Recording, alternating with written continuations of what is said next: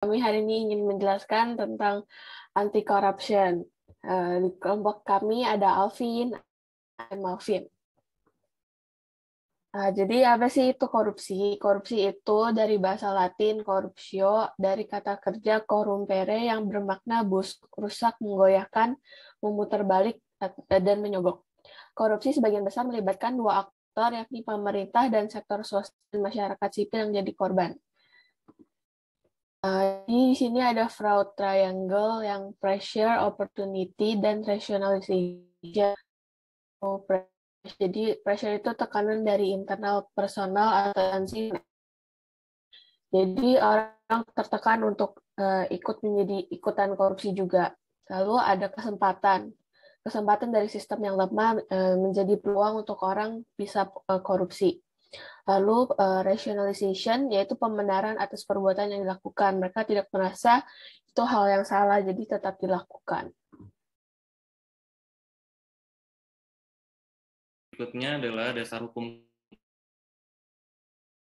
Yang pertama adalah UU nomor 15 tahun 2002 tentang tindak pidana pencucian uang.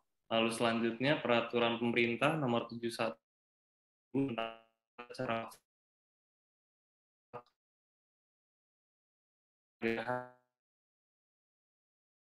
selanjutnya UU nomor 31 tahun 1999 tentang pemberantasan tindak pidana korupsi.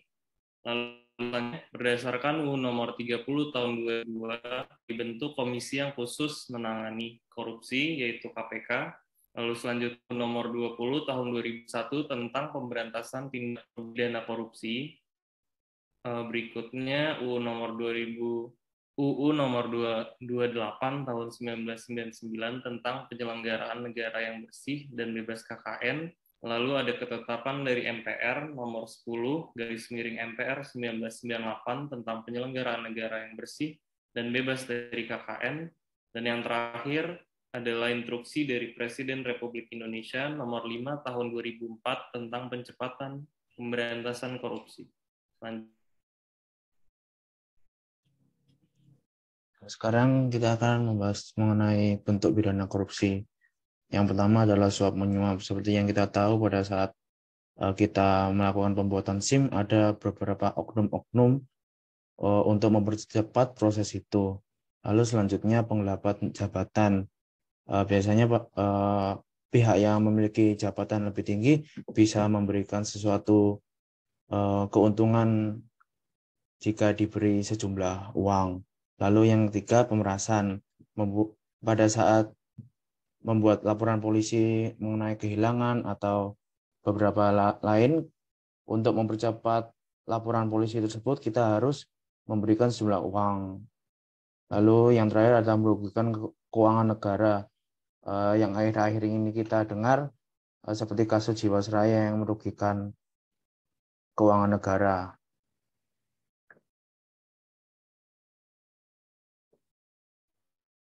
Selanjutnya, strategi pemberantasan korupsi. Di sini ada 3 strategi pemberantasan korupsi. Yang pertama, melalui tindakan represif.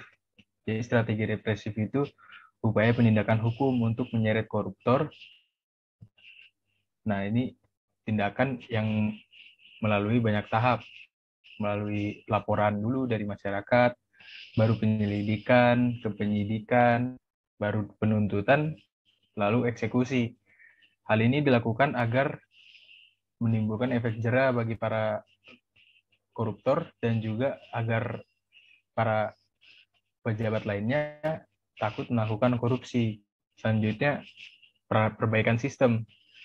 Nah, karena di Indonesia ini banyak sistem yang diterapkan memberikan peluang, seperti yang tadi disebutkan, tindakan perbaikan sistem ini diperlukan untuk meminimalisir terjadinya tindak korupsi. Maka dari itu diperlukan kooperatif dari berbagai pihak untuk menyelesaikan sistem ini supaya lebih transparan dan lebih baik ke depannya untuk menjaga korupsi. Selanjutnya dengan edukasi dan kampanye. Nah, edukasi dan kampanye strategi paling dasar dan paling mudah untuk digapai karena audiensnya adalah masyarakat dan juga kebanyakan pelajar. Edukasi dan kampanye ini strategi pendidikan anti korupsi dengan tujuan membangkitkan kesadaran masyarakat mengenai dampak korupsi supaya tidak mau korupsi. Selanjutnya adalah rencana pemberantasan korupsi. Nah, rencana ini harus spesifik, measurable, attainable, relevant, dan timely. Spesifik itu maksudnya pemberantasan ini harus spesifik, harus lebih lengkap, lebih jelas apa sih yang mau dilakuin, apa yang akan dicapai, dan sebagainya. Measure ini dapat dia ukur. Jadi target itu harus bisa diukur supaya lebih jelas lagi bagaimana kita mencapai target tersebut. Kemudian attainable. Attainable ini target ini harus realistis dan dapat dicapai. Ini lebih mengarah ke bagaimana kita mencapainya, apa yang harus kita lakukan, lalu harus relevan. Ini harus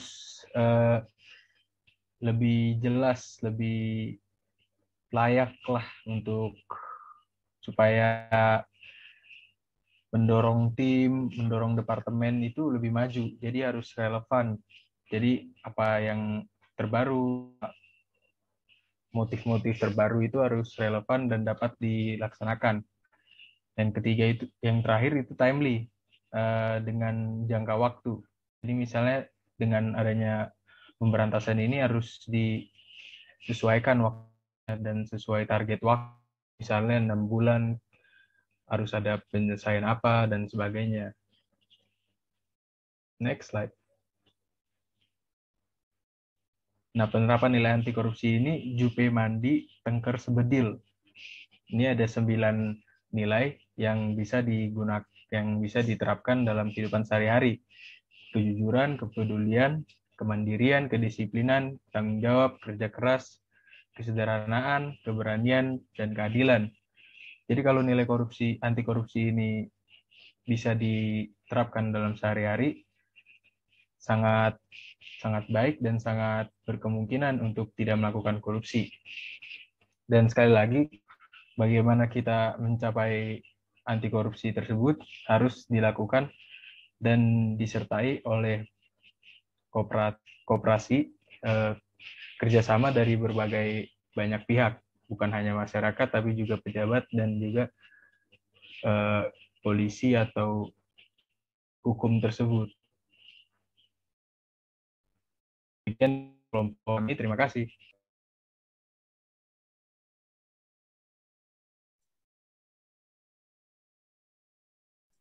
Udah di. Oke. Stop recording. Keren.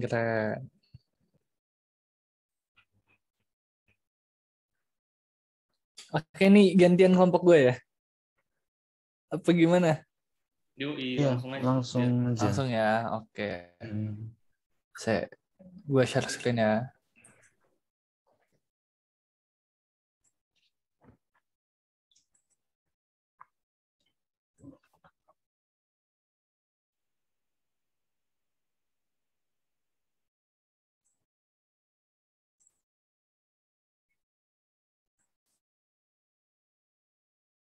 Udah kelihatan belum?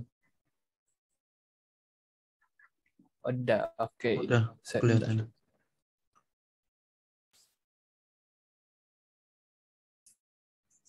Zevanya bisa tolong record nggak, Zev? Udah aku record. Udah ya? Oke. Bukanya gimana tadi ya? Ya udah pokoknya. Ya. Selamat pagi teman-teman. Hari ini kami dari kelompok 5 akan mempresentasikan tentang korupsi. Jadi apa itu korupsi? Korupsi itu dari bahasa Latin corruption. Tapi untuk ini ada 2 definisi baik dari hukum maupun ahli hukum pidana.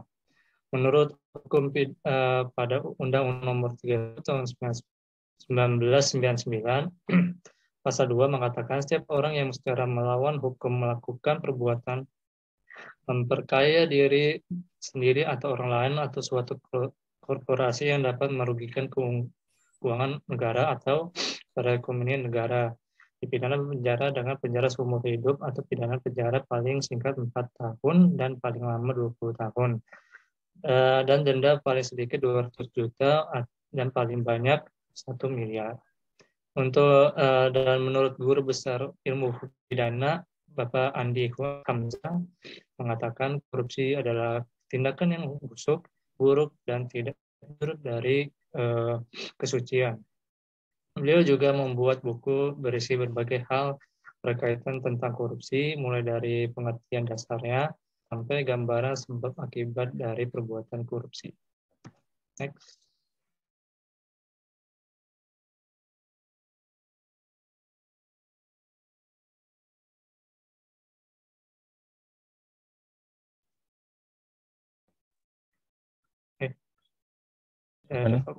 Ya, lupa gue di unmute. Halo.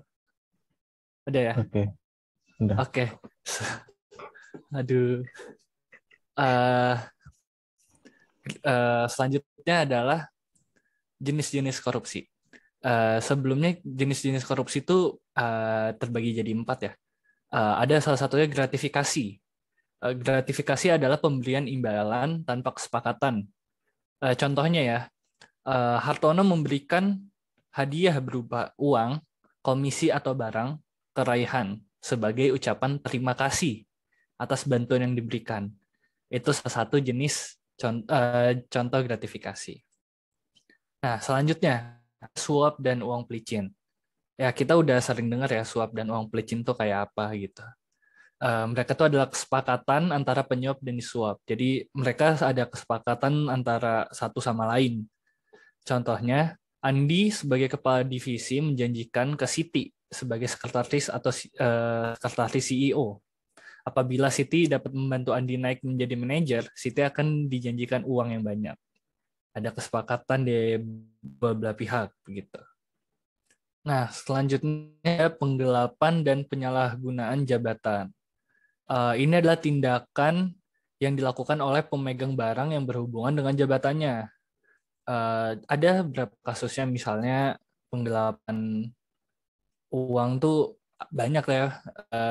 Contohnya itu Yanti sebagai akuntan bersama Rara sebagai keuangan perusahaan bersekongkol untuk melakukan penggelapan uang perusahaan gitu. Biasanya pelakunya tuh lebih dari satu. Nah, selanjutnya di sini ada perbuatan curang. Sebenarnya perbuatan curang dimaksud adalah kepentingan sih. Kayak misalnya yang kita tahu korupsi bansos pas waktu itu ya. Bisa juga contohnya Raihan selaku manajer menunjuk Andi sebagai penyelenggara pengadaan makan siang tiap harinya. Disepakati mengambil 1.000 per makanan yang diadakan. Nah, kalau karyawannya ada 50 orang, maka total kerugiannya bisa sampai 1,5. Seperti itu.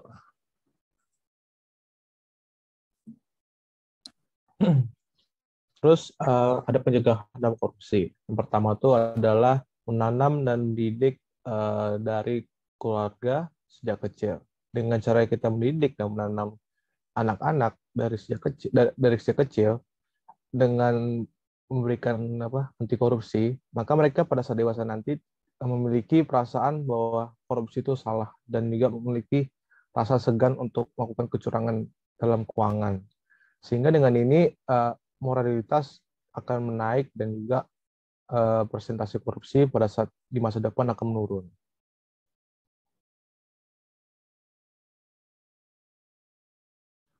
Kemudian kedua adalah melakukan pengecekan sistem transaksi keuangan setiap hari. Dengan cara melakukan hal seperti ini, kita bisa mengetahui apa saja terjadi transaksi. Dengan ini, keuangan dan serta transaksi akan terlihat jelas dan nyata bahwa tidak ada kecurangan dan tidak ada hal-hal buruk yang terjadi dalam transaksi nanti. Dan juga orang-orang yang akan melakukan korupsi mereka akan segan untuk melakukannya, dikarenakan kita selalu mengecek transaksi keuangan setiap hari.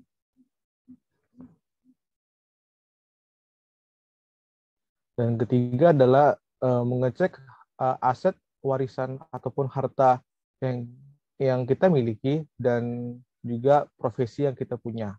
Dengan ini kita bisa mengetahui berapa pendapatannya, berapa pemasukan dia dari profesinya. Seperti contoh, kalau misalnya dia seorang karyawan, maka gaji biasa karyawan itu sekitar 3-5 juta lebih. Tapi kalau misalnya lebih dari itu atau bisa jadi berpuluh-puluh kali dari itu, maka kita bisa tahu bahwa dia itu melakukan korupsi. Kecuali dia juga memberitahu bahwa dia punya aset warisan dari orang tuanya. Tapi kalau misalnya nggak punya, berarti dia korupsi.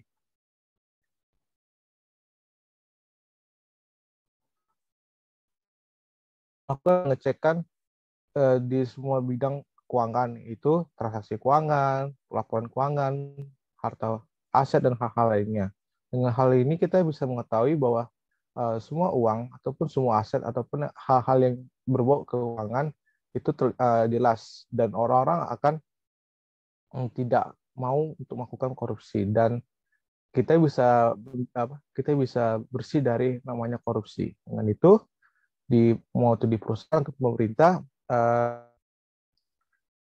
semua keuangan akan tidak diambil secara curang, kecuali orang yang melakukan pengawasan ini sama-sama bekerja sama orang lain, mungkin saja terjadi kecurangan.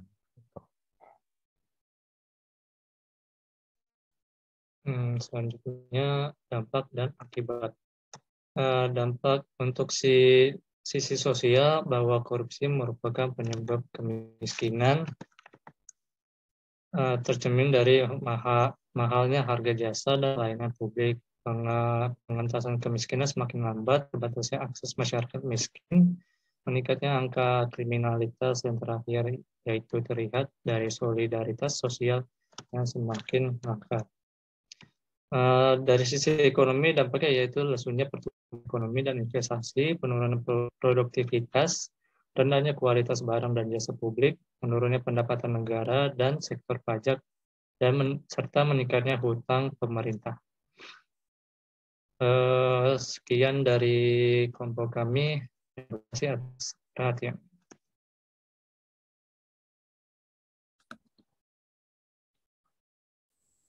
Ya, sekian. Oke, kelar.